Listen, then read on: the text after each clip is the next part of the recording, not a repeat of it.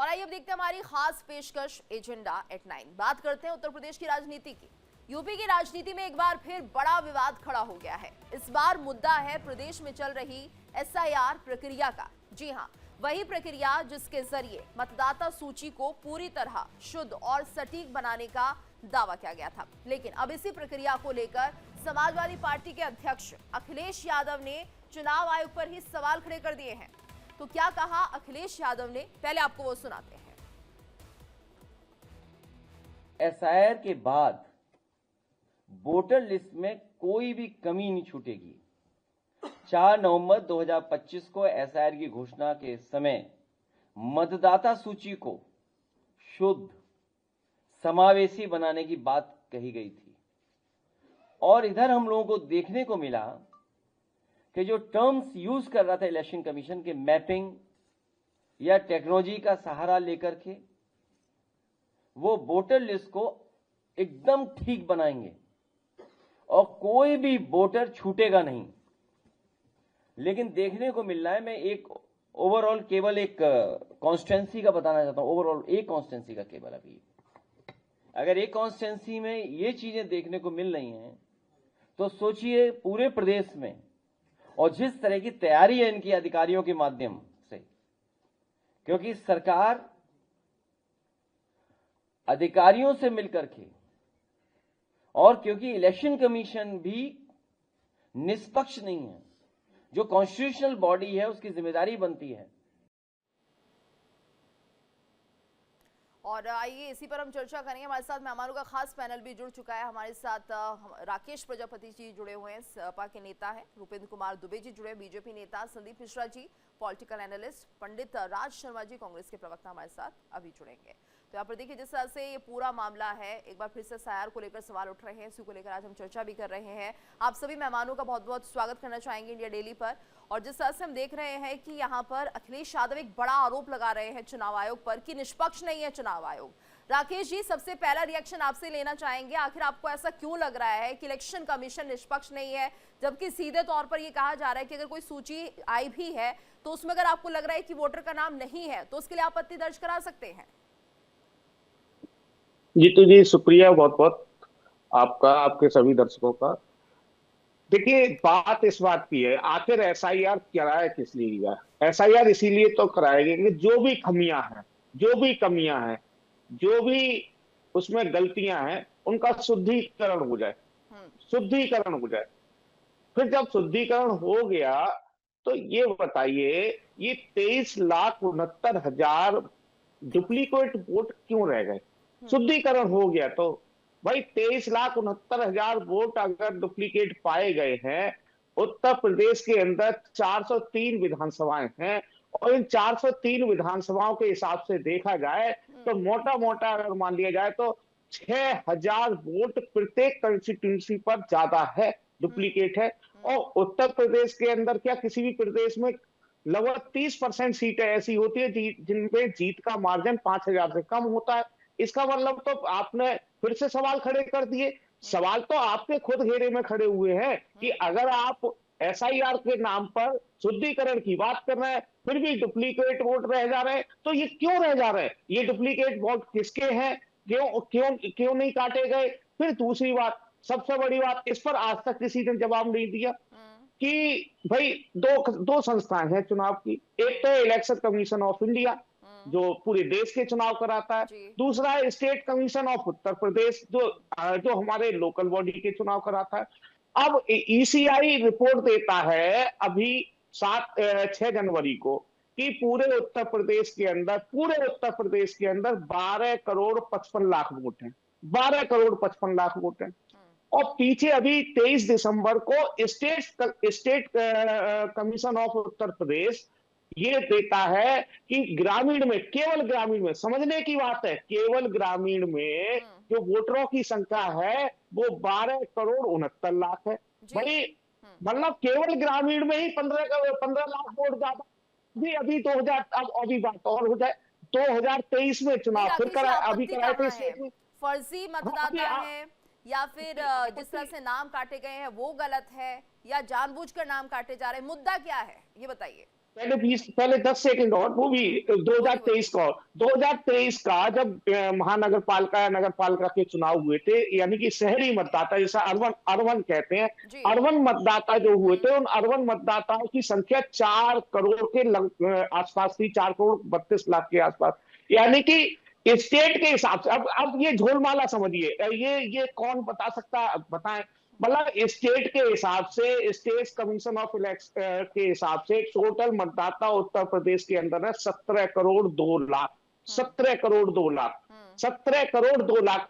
और election commission of India कह रहा है 12 करोड़ 55 लाख है। तो भैया पहले यही तय कर ले, ये तय कर ले इनकी दोनों बॉडी कौन सही है, कौन गलत है। आखिर ये 5 करोड़ का झोलमाला कहां से आ रहा है, ये तो समझ में आ जाए। और 25 आपकी पीसीआर टीम दिखा रही है कि 25.5 करोड़ है। मैं तो 23 करोड़ 69 लाख बता रहा हूँ, आप ठीक बता है। रहे हैं 25-25.5 करोड़ है।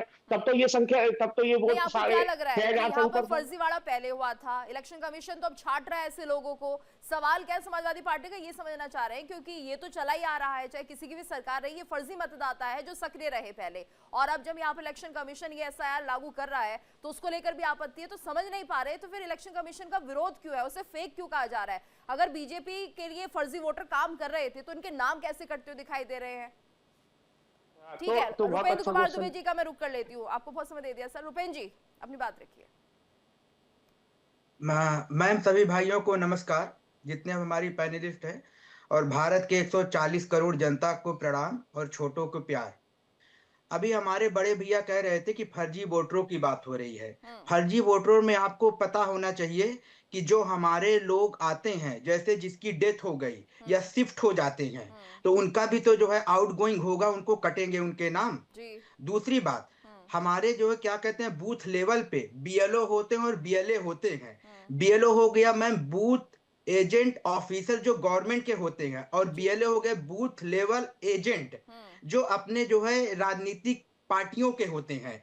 अगर साहब ऐसा कुछ होता है तो फॉर्म 6 है, तो आप अपने बीएलए के थ्रू आप उतारिए। हमें नहीं लगता कि समाजवादी पार्टी में कार्यकर्ताओं की कमी है।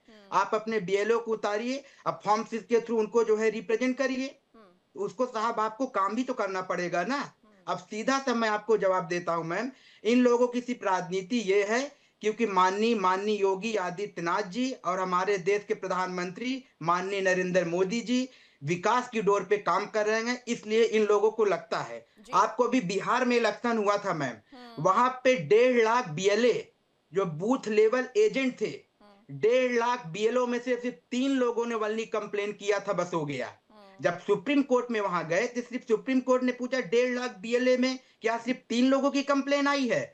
और किसी राजनीतिक पार्टी ने वहां नहीं, राजनीतिक पार्टियों से पूछा गया कि साहब आपको यहाँ पे आना पड़ेगा, हलफनामा देना पड़ेगा। लेकिन कोई भी 12 राजनीतिक पार्टियां बिहार में हैं, लेकिन कोई आगे आने को तैयार नहीं थी हलफनामा देने के लिए। वो यही कह रहे थे कि हलफनामा क्या दे, हमने बोल दिया वही हलफनामा है। सुप्रीम कोर्ट ने उनको फटकार लगाया, उनको डेट निर्धारित किया अगस्त 2025 में कि आप लोग सारी पार्टियां आइए और यहाँ पे हलफनामे के साथ करिए, हम वर्बली बात नहीं करेंगे।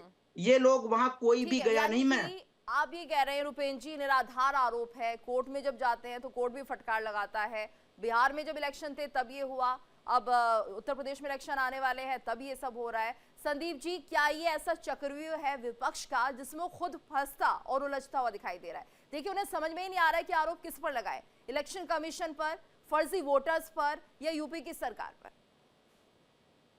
देखिए, पहली बात तो जैसे हमारे समाजवादी पार्टी के राष्ट्रीय अध्यक्ष कहें, प्रदेश अध्यक्ष कहें, जो भी अखिलेश यादव जी ने कहा, यह बात कहने की बजाय अगर वो ग्राउंड रियलिटी समझते कि जब हम यहाँ स्टूडियो में बैठ के डिस्कशन कर रहे हैं, उस बीच प्रधानमंत्री केरल में अपना कार्यक्रम करके आ गए, उस बीच अमित शाह अपने काम पे लगे हुए हैं। तो आप टीचर को ब्लेम करने की बजाय टीचर मेरे खिलाफ साजिश कर रहा है, पढ़ाई लिखाई पे ध्यान देते, सीधी सी बात स्टूडेंट की तरह मैं कह रहा हूँ कि कार्यकर्ताओं के साथ संवाद पे करते, इन सब चीजों पे करते तो शायद ज्यादा बेहतर होता। लेकिन एक सबसे बड़ी बात जो यहाँ पर आ रही है कि इलेक्शन कमीशन ने कभी नहीं कहा कि हम एकदम से बस आज जो एसआईआर कर रहे हैं इसके बाद सारी वोटर लिस्ट शुद्ध हो जाएगी, आज के बाद अब कोई जरूरत नहीं रह जाएगी। देखिए, जब आप पीसीआर दिखा रहा है कि 6 जनवरी को ड्राफ्ट वोटर आएगा, उसके बाद 6 फरवरी तक दावे किए जाएंगे, 7 से 27 तक निस्तारण होगा, 6 मार्च को फाइनल वोटर फाइनलिस्ट लिस्ट आएगी आएगी। जी। तो जब इलेक्शन कमीशन खुद ही जान रहा है कि इस तरह की फेजेज आएंगे, और सबसे बड़ी बात जो रूपेंद्र कुमार दुबे जी ने कहा कि हर जगह हर काम को करते वक्त बीएलओ और बीएलए बूथ लेवल ऑफिसर और बूथ लेवल एजेंट जो जी। पॉलिटिकल पार्टी ने बनाए संदीप जी, हैं एक चीज उनकी और यहाँ पर आपत्तियां एक दर्ज बात की और जा ये भी रही हैं। देखिए कि देखिए जिस तरह से विपक्ष आरोप लगाता हुआ दिखाई दे रहा है, ये सब बीजेपी करा रही है। अगर ऐसा होता तो अगर ये फर्जी वोटर थे, बीजेपी को वोट कर रहे थे, तो इनको हटाया क्यों जाता? ये अपने आप में बड़ा सवाल है। नहीं देखिए, वोटर तो सबके कटे हैं, ऐसी कोई बात तो है नहीं कि जी। केवल समाजवादी पार्टी के वोटर का नाम कटा है, और मौका जो है सबको दिया जा रहा है। और सबसे बिल्कुल। बड़ी बात जो भाई ने मेरे कही कि फॉर्म 6 है, फॉर्म 6 कभी भी सबमिट किया जा सकता बिल्कुल। है। आप ऐसा नहीं है कि अंतिम सत्य हो गया कि एसआईआर में अगर आपका नहीं तो नाम फिर नहीं ये आया तो माना आपके जाए साथ कि बहुत विपक्ष बड़ा। के पास कोई मुद्दा नहीं है, तो ये बचने का एक तरीका है कि अगर चुनाव हार जाते हैं तो आरोप क्या लगाना है? रुपेन जी। अभी डिस्कशन हो रहा था, अगर हम वोट चोरी करते, भारतीय जनता पार्टी के ऊपर बार बार आरोप लगता है, मैं साहब ये जानना चाहता हूं, तो मुझे अपने उत्तर प्रदेश में गठबंधन सरकार बनाने की जरूरत नहीं पड़ती। दूसरी बात मैं बता देता हूं, बनारस का इलेक्शन हुआ है जिसमें हमारे देश के प्रधानमंत्री, बोलना नहीं चाहिए, मैं आपके जो है नेशनल टीवी पे बोल रहा हूं, 1 लाख कुछ वोटर से जो सिर्फ जीते थे। अगर चोरी ही करना हुआ तो साहब 5 लाख, 10 लाख या 25 लाख वोटों से जीत जाते, सिर्फ 1 लाख वोटों से। ये वोट चोरी का मुद्दा सिर्फ इसीलिए आता है मैम कि जब इन लोगों की कुर्सी अपने सत्ता से निकलते हुए जाती है, इनको वोट चोरी, वोट चोरी, वोट चोरी। जहां ये जीत जाते हैं वहां इनको लगता है कोई दिक्कत नहीं है, अगर जरा सा भी कुछ ऊपर नीचे हुआ तो वोट चोरी, वोट ठीक चोरी। है, राकेश जी अगर शुरू वोट करते हैं अब। अगर वोट चोरी ही करते मैम, तो हमें उत्तर प्रदेश में गठबंधन सरकार बनाने की क्या जरूरत पड़ती? ठीक है। वोट चोरी करके बना जी, लेते। ठीक है। राकेश जी ये बताइए, देखिए इलेक्शन कमीशन जो काम कर रहा है, इससे कहा जाता है कि ये सब बीजेपी के कहने पर हो रहा है, लेकिन अगर आप यहाँ पर उत्तर प्रदेश में देखेंगे, अगर आपके तकरीबन यहाँ पर 5 करोड़ मतदाता हटाए जा रहे हैं, तो ये मानिए कि अच्छा काम इलेक्शन कमीशन कर रहा है और किसी के दबाव में नहीं, इस बात को मानते हैं, और इसका फायदा आपको भी शायद आने वाले इलेक्शन में हो जाए। फर्जी मतदाता हट रहे हैं तो नुकसान किसका होगा ये भी समझिए राकेश जी। जीतू जी, चाहे हमारे जो राजनीतिक विश्लेषक हैं, चाहे हमारे जो प्रवक्ता बैठे हुए हैं साथी, उन्होंने ना तो डुप्लीकेट वोट पे वोट बोले। आखिर ये संदीप मिश्रा जी ये बता तो दीजिए डुप्लीकेट वोट क्यों बचा?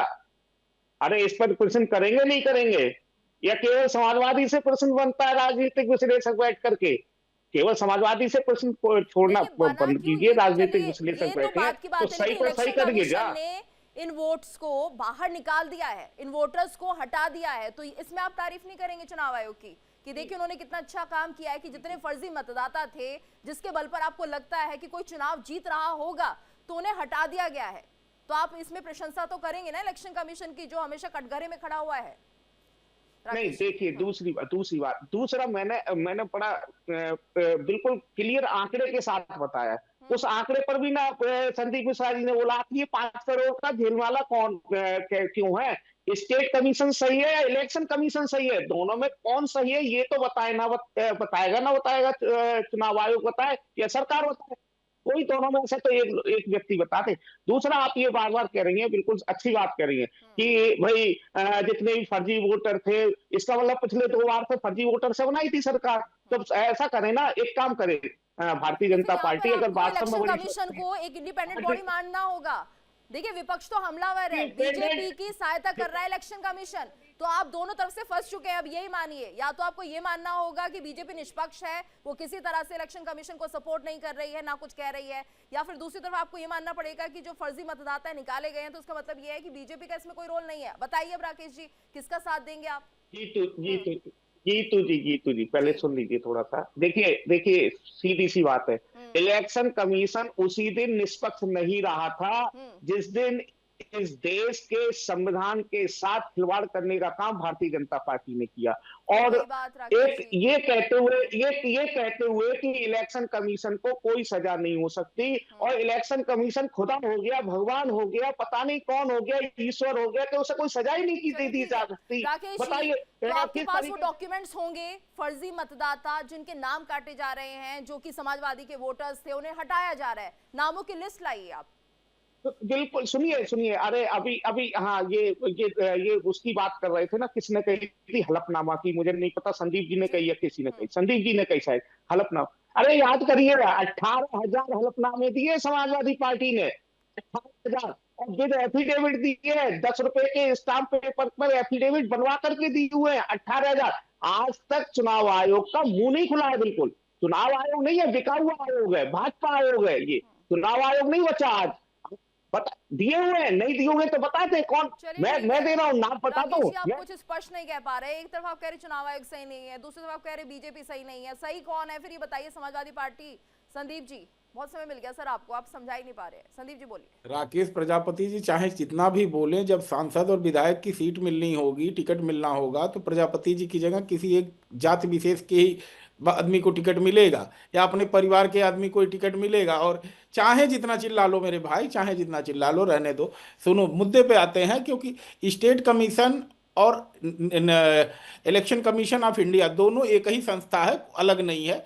और इलेक्शन कमीशन ऑफ इंडिया के सुपरविजन में स्टेट इलेक्शन कमीशन काम करता है। जो डेटा स्टेट इलेक्शन कमीशन देता है वही बेस होता है जिसके आधार पे कुछ इलेक्शन कमीशन ऑफ इंडिया करता है।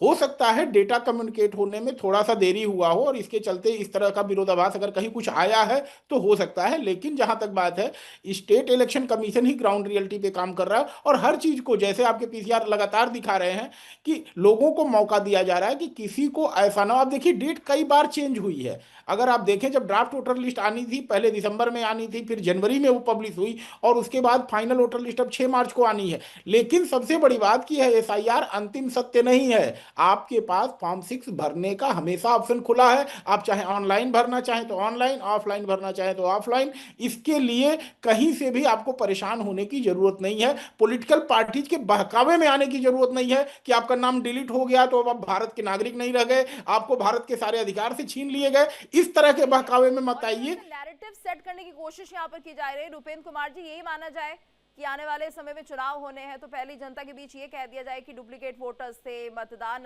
जो है अब आप नहीं कर पाएंगे क्योंकि आपका नाम हटा दिया गया, तमाम तरह की बातें, नैरेटिव सेट यहाँ पर किया जा रहा है। जल्दी से सर आपका कमेंट रुपेंद्र जी, फिर आगे देखिए, हमारे बड़े भैया मित्रा जी कह रहे थे, हमारे प्रजापति भी हमारे बड़े भाई ही हैं। हम बहुत जो है प्यारे शब्दों में बोलना चाहता हूँ। जो फॉर्म 6 है मैम, उसको आप कभी भी रिप्रेजेंट कर सकती हैं। आपके साथ धोखाधड़ी होती है। वोटर कार्ड में होता क्या है मैम, देखिए ये धरती का सत्य है, यूनिवर्सल ट्रूथ है। आज जो धरती पे आया है वो कल जाएगा। अगर मैं इस धरती पे नहीं रहूंगा तो मेरा वोटर कार्ड कटेगा। उसको इन्होंने क्या आइडेंटिफाइड किया कि जितने वोटर कार्ड कटे उसमें से कितने मृतक हैं और कितने जीवित हैं। अगर मैं प्रयागराज पीछे से बिलोंग करता हूँ, दिल्ली आ गया तो मैं 2 जगह वोट नहीं दे पाऊंगा। ये इनको समझना चाहिए हमारे बड़े भैया को। और उसमें क्या कहते हैं, यहाँ आना चाहिए। दूसरा सवाल मैं अभी भी रिपीट कर रहा हूं कि अगर हम वोट चोरी भारतीय जनता पार्टी के ऊपर लगाते हैं तो मैं अपने राकेश बड़े भैया प्रजापति जी से पूछना चाहता हूं कि हमें उत्तर प्रदेश में गठबंधन की सरकार बनाने की क्यों जरूरत पड़ी।